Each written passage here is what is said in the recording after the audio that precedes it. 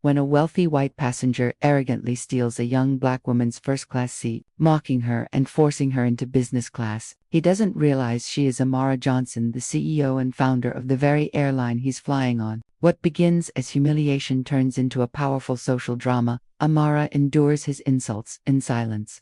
Passengers whisper, and turbulence in the air reveals his cowardice, while she remains calm and dignified. Phones record everything, and the video goes viral before the plane even lands. By the time truth spreads that Amara owns every seat on that plane, Richard's arrogance collapses into desperation. His reputation destroyed in front of millions. Without ever raising her voice, Amara teaches the world that silence can be stronger than shouting, dignity more powerful than privilege. And poetic justice arrives not with anger, but with calm inevitability. The terminal buzzed with hurried footsteps, rolling suitcases, and muffled announcements. Amara Johnson adjusted her blazer and pulled her carry-on closer. She wore no flashy jewelry, no designer logos, just quiet elegance. Her eyes scanned the gate for Flight 328 to Los Angeles. Boarding Group 1. Please line up, the agent announced. Amara stepped forward, handing over her ticket. The agent glanced at it, then at her. First class, she muttered, a hint of surprise flickering across her face before forcing a polite smile. Enjoy your flight, Amara returned the smile, unfazed. She had seen that look countless times, surprised that she belonged there. Walking down the jet bridge, she inhaled deeply, steadying herself. This wasn't just another trip, it was her airline's newest route. She had decided to fly unannounced, blending in as an ordinary passenger. To observe how the staff treated customers. Inside the plane, the air smelled of leather and faint citrus. Rows of plush seats lined the first-class cabin. Seat 1A, hers, sat by the window. Except someone was already in it. A tall, broad-shouldered man, in a tailored gray suit, lounged comfortably, scrolling through his phone. His briefcase sat on the seat beside him, as if the row belonged entirely to him. Amara stopped. Excuse me, she said politely. I believe you're in my seat. The man barely looked up. Doubt it. She held up her boarding pass. Seat 1A. Finally, his eyes lifted, cold blue, laced with irritation. No, this is mine. He waved dismissively. Coach is down the aisle. Easy mistake. Amara's jaw tightened. Sir, this is my assigned seat. He chuckled, loud enough for nearby passengers to hear. Of course it is. Let me guess, you thought you'd try your luck up here. A couple of passengers smirked. One man whispered to his wife, shaking his head. Amara kept her voice steady. I have the boarding pass. You can check with the attendant. The man leaned back, stretching his legs as if to claim more territory. Lady, I paid good money for this. You're not taking it because you printed the wrong ticket online. Her patience thinned. I didn't print the wrong ticket. This is my seat. A flight attendant approached, sensing tension. Is there a problem here? Before Amara could answer, the man spoke. Yeah. She's trying to take my seat. Maybe check her ticket. I'm pretty sure she's supposed to be in the back. The attendant hesitated, glancing between them. Her eyes lingered on Amara longer, uncertainty flickering. Ma'am, may I see your boarding pass? Amara handed it over without hesitation. The attendant scanned it, her brow furrowing. This says Seat 1A. Amara nodded. Exactly. The man snorted. That's impossible. Mine says the same. He pulled his phone out, shoving an electronic ticket toward the attendant. The attendant leaned closer. Sir, your ticket is for 3C, business class. His face flushed, but his arrogance didn't falter. That's ridiculous. I always fly first. I deserve this seat. Why don't you give her another one? Gasps and murmurs rose from nearby passengers. Amara crossed her arms. No, this is my seat. The man scoffed. Figures, always playing the victim card. Just sit down somewhere else and stop holding up the flight. Her chest burned, but her voice was calm steel. I'm not playing anything. I'm asking for what I paid for. Another attendant arrived, whispering urgently to the first. The first nodded nervously. The second turned to Amara. Ma'am, maybe we can reseat you just for now. We don't want to delay takeoff. Richard smirked. See, problem solved. Amara stared at the attendants, her silence heavier than words. She finally said, You're asking me to move from the seat assigned to me, while he refuses to leave the seat that isn't his. The attendant swallowed hard. We're just trying to de-escalate by rewarding him. Amara cut in. Her voice was low, controlled, but sharp as glass. Passengers shifted uncomfortably. No one spoke up. Richard leaned back, smug. Welcome to the real world. sweetheart. Money talks. Amara's lips curved into the faintest ironic smile. Yes, she murmured. It does. She picked up her bag, not in surrender, but in strategy. Every eye followed her as she walked down the aisle, her dignity intact despite the weight of humiliation pressing on her shoulders. She didn't reveal her identity, not yet. Instead, she sat, quietly observing, waiting, because sometimes silence spoke louder than rage, and this was only the beginning. The cabin buzzed with restless murmurs after Amara moved. Some passengers exchanged knowing glances, others avoided looking at her entirely. Richard stretched in the stolen seat like a king on a throne. Finally, he said loudly, tapping his armrest, "We can all relax. No more drama." His voice carried, sharp enough for Amara to hear from her new row. A man across the aisle chuckled. Unbelievable. Some people just don't know their place. His wife leaned closer. She probably thought no one would notice. Amara's grip tightened around her armrest, but her face betrayed nothing. A soft voice whispered from behind her, "Excuse me, I saw what happened. That was wrong." She turned. A young black mother with a toddler on her lap met her eyes. The woman's voice trembled. "I wish I could say something louder, but..." She glanced nervously at the other passengers. Amara gave her a small, reassuring smile. "You already did. Thank you."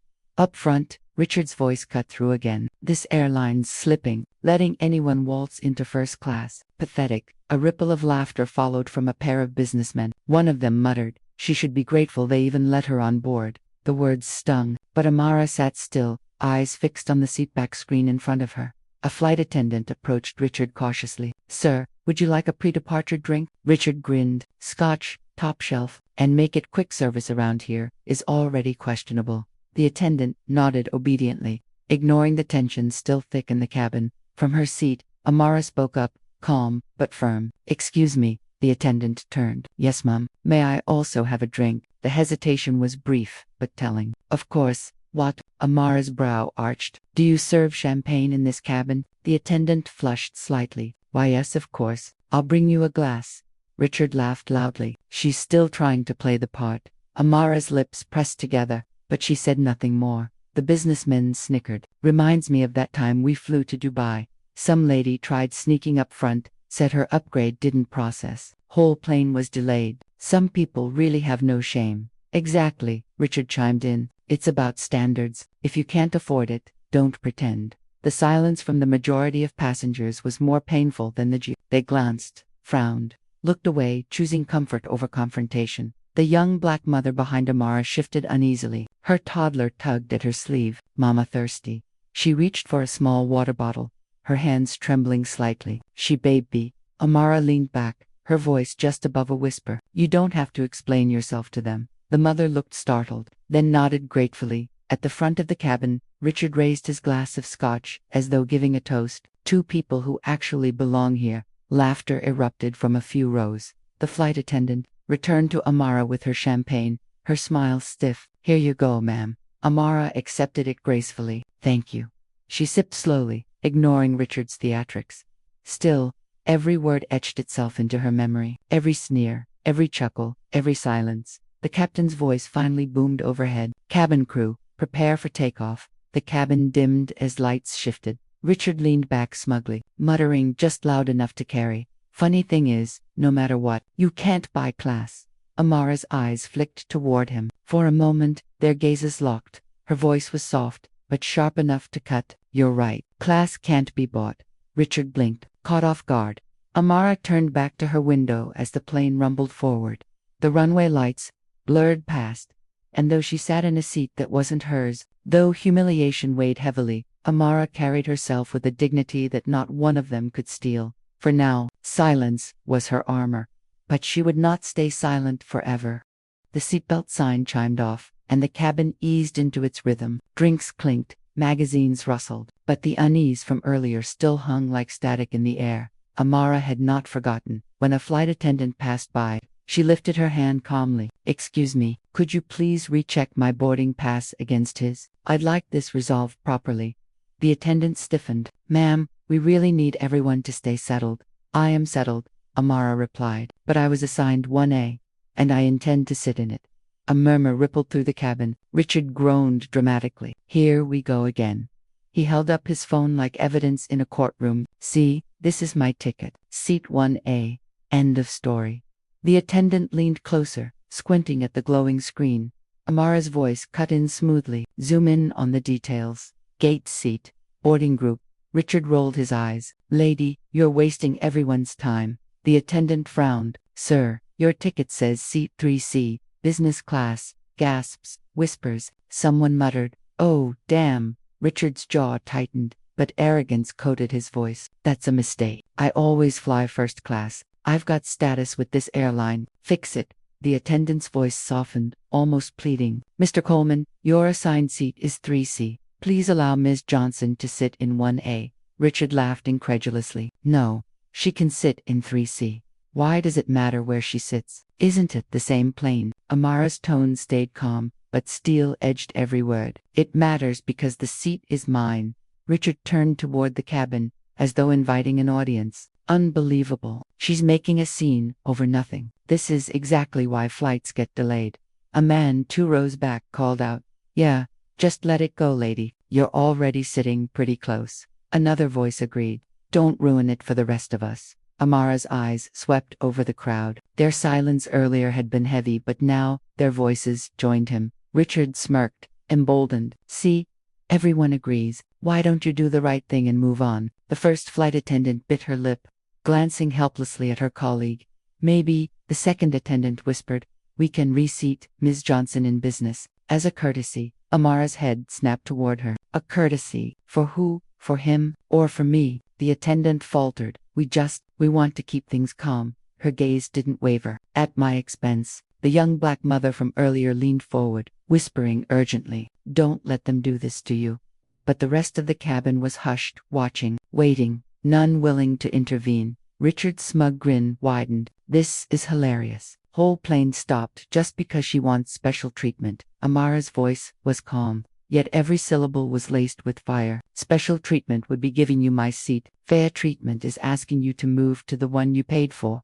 The businessman across the aisle scoffed. Lady, nobody cares. Just sit down. Amara turned her gaze on him. You don't care until it's your dignity being dismissed. Then, suddenly, it matters.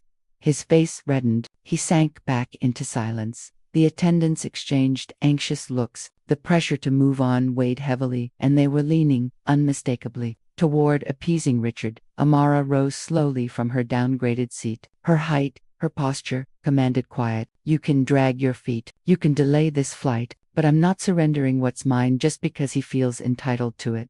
The cabin stilled.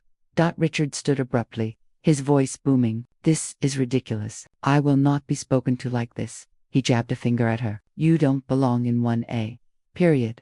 Amara tilted her head, eyes locked on him. And what makes you so sure? His lips curled. Because people like me built this world. People like you just. He stopped, catching himself. But the words already hung in the air.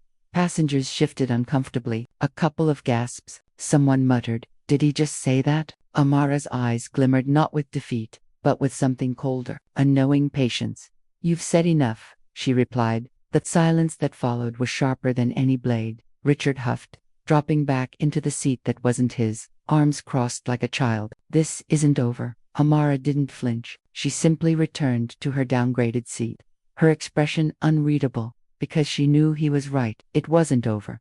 Not by a long shot.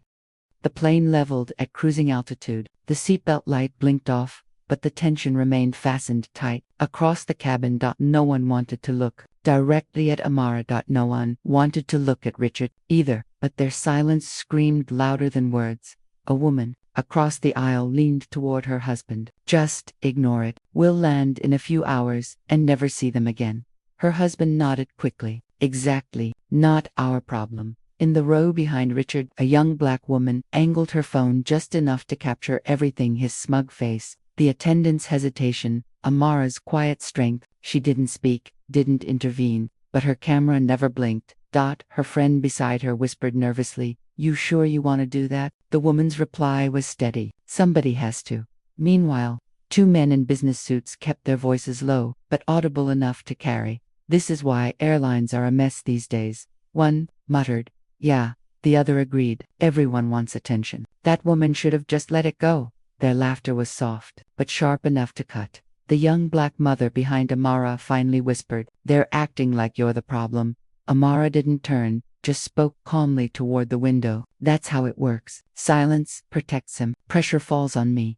The mother sighed, rocking her toddler gently. "I wish I could say something." Amara glanced back then, meeting her eyes with quiet warmth. "You already are, just by being honest." At the front, Richard barked for another drink. "Scotch double this time. And hurry up, will you?" The attendant nodded, moving quickly. Not a word of resistance. Richard leaned back, smirking at the room. "See, service improves if you know how to demand it."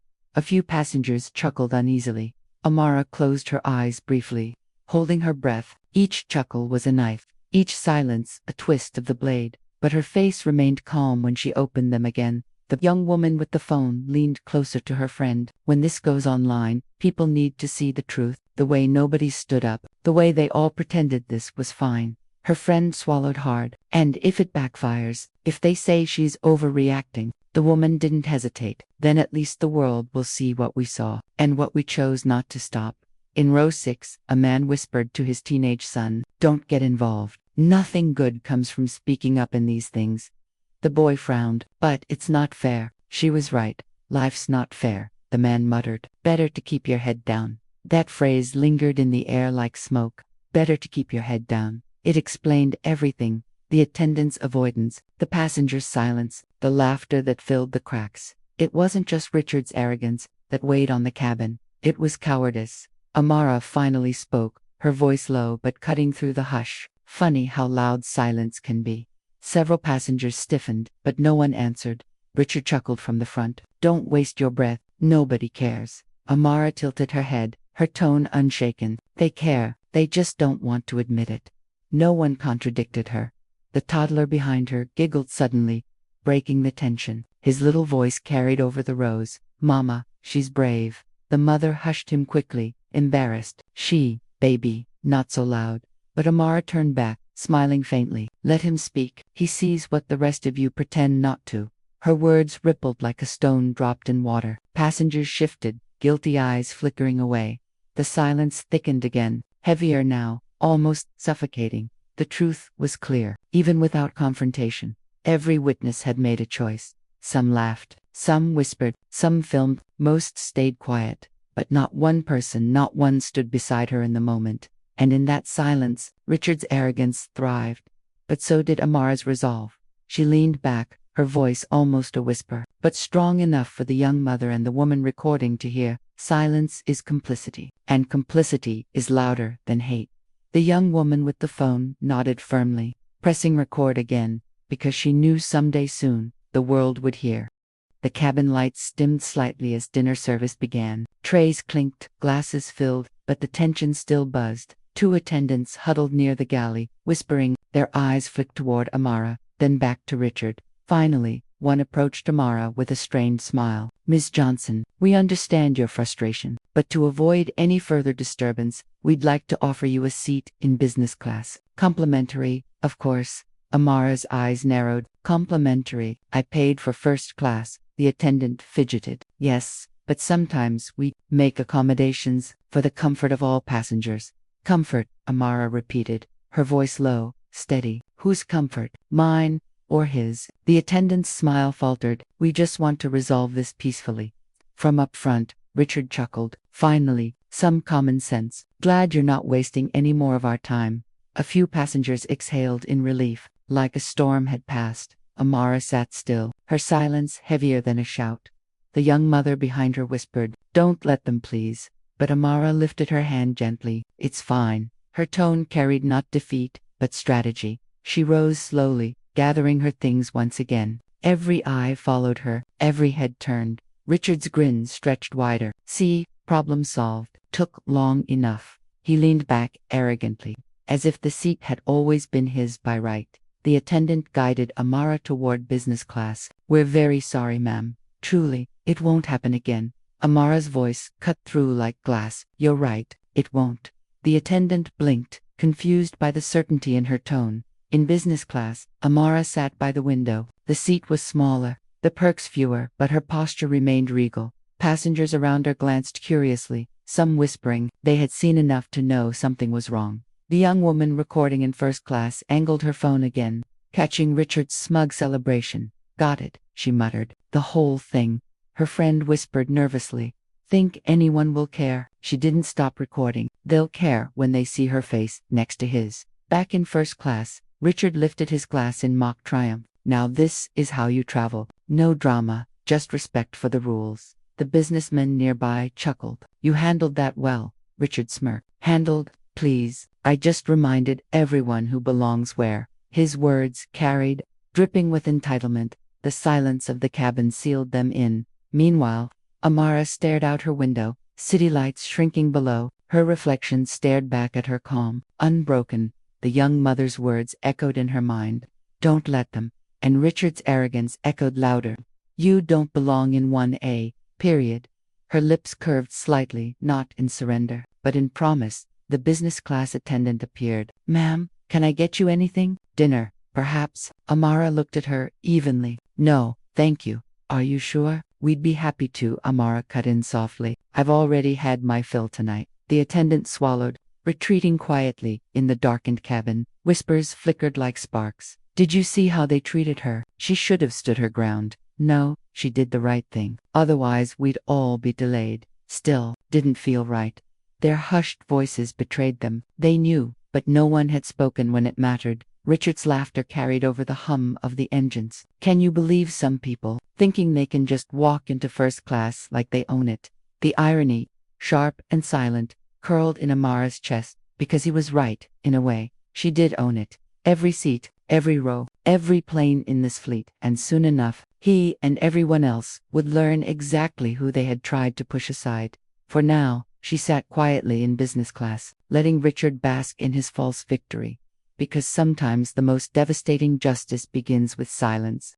The cabin lights dimmed as the flight moved deeper into the night sky. Conversations softened, trays cleared. Then the first jolt hit. A sudden shudder rattled the plane, causing drinks to spill and passengers to grip their armrests. Richard's voice cut through the dark. What the hell was that? A few passengers laughed nervously. The captain's voice crackled overhead. Ladies and gentlemen, we're experiencing some turbulence. Please remain seated with your seatbelts fastened.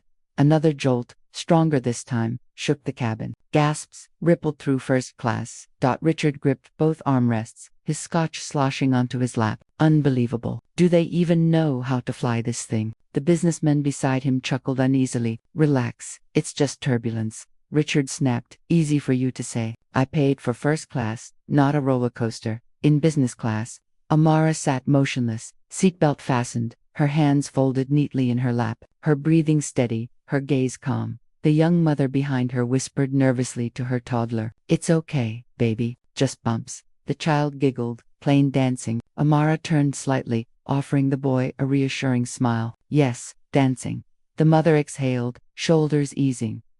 Another violent shake jolted the cabin. A scream erupted from somewhere in coach. Richard's voice grew louder. Where's the pilot? Someone needs to explain this. The attendant hurried over with a forced smile. Sir, please remain calm.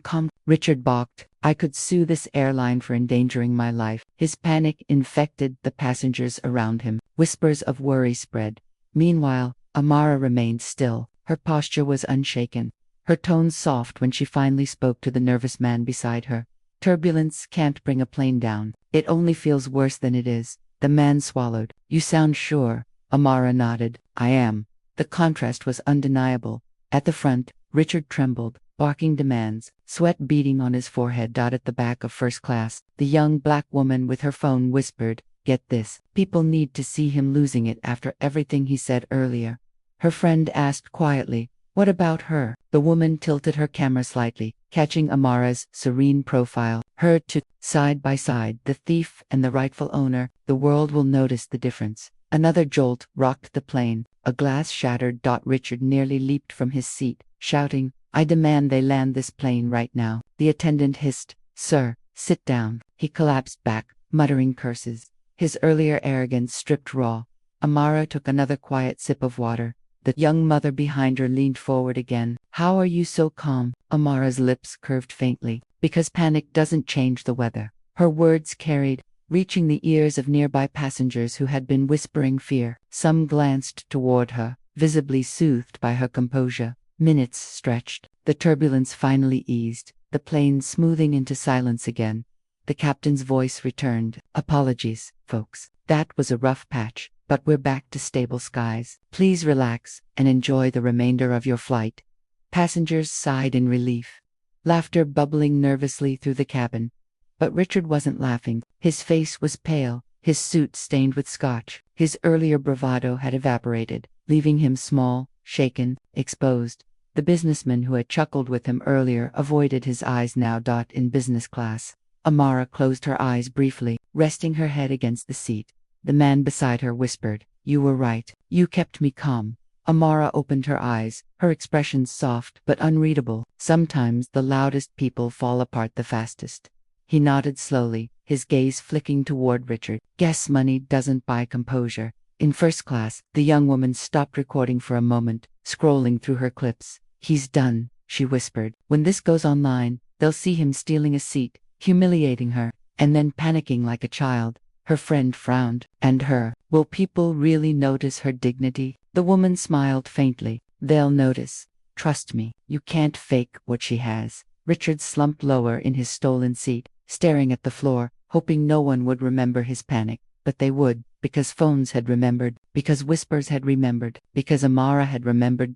And soon, the entire world would know. The city lights blinked like scattered stars as Maya sat in her dim office. The leaked documents spread across the table. Each page was a fracture in Richard Hale's empire. Offshore accounts, bribes disguised as consulting fees, payments to silence complaints. But truth alone wasn't enough. It needed voices, witnesses, light. Carla paced the room, restless. "If we leak this, they'll call it fake. He'll spin it. We need something stronger." Maya nodded slowly. "We need people. Others he's hurt. He can't bury everyone." Carla hesitated. "But who would risk crossing him?" Maya's gaze hardened. "The ones who already lost everything." 2 days later, in a quiet cafe far from Wall Street, Maya met her first ally, a woman in her late 30s, eyes weary but resolute. "Name's Alicia," she said, sliding into the booth. "I worked under Hale for 5 years. He promised promotions, contracts. When I refused his conditions, he blacklisted me. Haven't worked in the industry since." Maya listened, her heart tightening. "Would you testify?" Alicia's jaw clenched. "If it means bringing him down, yes." That night, Maya met with a young man, Daniel, once an intern at Hale's firm. He spoke quickly, nervously. "He called me a quota hire, said I should be grateful he even let me in the building. When I complained, HR laughed. 2 weeks later, I was gone, blacklisted." Maya's voice was gentle. "Would you go public?" Daniel swallowed hard, then nodded. "I'm tired of being scared." Over the next week, more came. Former employees, small business owners crushed by Hale's monopolies, even a journalist who had once tried to investigate him, only to be threatened into silence. Each meeting carried the same rhythm: fear, hesitation, then resolve. Carla whispered one night, "We're building an army." Maya shook her head. "Not an army, a mirror. We'll show the world who he really is." One evening, Maya stood before the small group gathered in her office. A dozen faces, diverse, scarred by experience, but lit with determination. "This isn't just about me," Maya said, her voice steady. "He tried to erase me, but he's erased all of you too. We don't win by shouting louder than his lies. We win by standing together, by refusing to be silent." Alicia raised her chin. "He silenced me once. Never again." Daniel added, "He thinks we're weak alone. Let's show him what we are together." Maya felt the weight of their eyes, the shared fire burning. Narration cut in. Resistance isn't born in palaces. It's born in back rooms, quiet cafes, whispered confessions. It grows not from power, but from pain, and from the courage to share it. Carla spread the documents across the table. "So what's the plan?" Maya's voice was calm, decisive. "We take this to the people. No backdoor deals, no leaks buried in blogs. We go live, press conference, records, testimonies. The world will see him fall in real time." The room stirred, fear mixing with anticipation. "Richard Hale has money, connections, media," Maya continued, "but none of that protects him from truth, and truth only needs one chance to be heard." Carla looked at her, eyes wide. This is risky. He'll come at you harder than ever. Maya allowed a faint smile. Let him. Every empire looks invincible until the moment it cracks. The group nodded, determination spreading like a spark catching dry grass. The first step of the fight was silence. The second was endurance. Now came revelation. The hotel ballroom buzzed with anticipation. Cameras lined the back wall. Journalists filled the rows of chairs, their pens poised, recorders glowing red. A giant Skylink logo shimmered on the backdrop behind the podium. Maya stood just offstage, hands resting lightly on the documents she carried. Her heart pounded, but her face was calm. Carla leaned close. Once you walk out there, there's no turning back. Maya exhaled slowly. I don't want to turn back. The room hushed as she stepped to the podium. Flashbulbs erupted. Voices murmured. She looked out over the crowd. Dozens of reporters, cameras beaming live to millions. Good afternoon, she began, her voice steady. My name is Dr. Maya Carter. Many of you know me as the founder of Skylink Aviation. Some of you only know me from headlines that say I am unstable, violent, unfit. She let the words settle, but those headlines were written by men who profit from silence. Today, we're breaking that silence. She nodded. Carla placed a stack of binders on the podium. These are financial records, emails, and testimonies exposing Richard Hale, bribery, tax fraud, systemic discrimination, threats against employees, patterns of harassment stretching over decades. Gasps rippled through the room. Reporters raised hands, voices overlapping. Do you have proof? Is this verified? Maya's voice cut cleanly. Proof is not the issue. Proof is here. The issue is whether you're ready to listen. She gestured to the side of the stage. Alicia walked out first, her hands trembling slightly but her chin high. She stepped to the microphone. He destroyed my career when I refused his advances. He called me a liar. I stayed silent out of fear. I won't anymore. Daniel followed, his voice breaking as he spoke. He told me I was only there to make the company look diverse. He laughed when I said I wanted to stay long term. I was gone in 2 weeks. One by one, more voices filled the stage. Men and women, black, brown, white, their stories blended into a chorus of corruption and cruelty. The journalists scribbled furiously. Cameras zoomed in. The tide was shifting. And then, as if on cue, Richard Hale himself stormed into the room, draped in a designer suit. Flanked by lawyers, he strode to the front, laughter spilling from his lips. This is pathetic, he declared. A circus act. These people are bitter, washed up nobodies, paid to smear me. And you, he pointed directly at Maya. You are a fraud, a violent, unstable fraud. The room buzzed with chaos. Maya stood still, letting him rant. His voice rose, his face flushed, his mask slipping under the heat of exposure. You think you can ruin me with lies, he barked. I own this industry. I own the press. Carla stepped forward, clicking a remote. The screen behind them lit up with slides, bank transfers, signatures, offshore account ledgers. The evidence glowed 10 feet tall, undeniable. The room erupted with shouts. Richard froze. His words faltered, sweat dotted his forehead. One journalist shouted, Mr. Hale, how do you explain these accounts? Another, did you threaten employees with blacklisting? His lawyers whispered urgently, tugging at his sleeve, but Richard shoved them off. This is fake, fabricated. Maya finally spoke, her voice quiet but carrying over the noise. Truth doesn't need to shout, it only needs light, and light always finds its way through cracks. The cameras zoomed in on Richard's face, red, frantic, cornered. For the first time, the mighty CEO looked small. Narration cut in. The slap was the spark, the smear was the fire, but truth was the storm. And storms do not ask permission to arrive. By the time Maya stepped down from the podium, Richard was drowning in a sea of questions, his empire collapsing in real time. And she was free. The fallout came fast. Within 24 hours, headlines across every major outlet carried Richard Hale's name, but this time, not in praise. Skylink CEO accused of fraud, racism, harassment. Whistleblowers emerge with damning evidence. Maya Carter speaks out, breaking silence in aviation television panels, dissected every frame of the press conference. Online forums overflowed with testimonies from former employees, emboldened to speak up. Anonymous tips poured in, confirming corruption that stretched back years. Richard's lawyers scrambled, filing injunctions, shouting defamation at anyone who printed the truth. but every hour brought fresh proof. Bank transfers, contracts, flight logs, pieces of a puzzle forming the undeniable image of a predator who thought himself untouchable. Maya watched the chaos unfold from her apartment, the city lights glowing beyond her window. Carla sat nearby, scrolling through her phone, smirking at each new headline. Listen to this. Carla read aloud. Richard Hale, removed from Skylink board. Federal investigation opened. She looked up, grinning. He's finished. Maya sipped her tea, silent. Relief felt strange. It wasn't triumph. It was release. Carla studied her. You don't look happy. Maya set the cup down gently. Happiness isn't the right word. Justice, that's closer. 2 days later, Richard was cornered again, this time on live television. Reporters swarmed as he exited a courthouse. His expensive suit crumpled, his tie loose. Mr. Hale, do you deny the fraud charges? What about the harassment testimonies? He snarled into the cameras. This is a witch hunt. I built this industry. They should be thanking me. As he tried to push through the crowd, one young journalist shouted the question that cut through the noise. Do you regret slapping Dr. Carter on her own jet? The crowd went still. The cameras caught it, the twitch in his jaw, the flash of panic. For once, Richard had no words. He shoved past them, face ashen.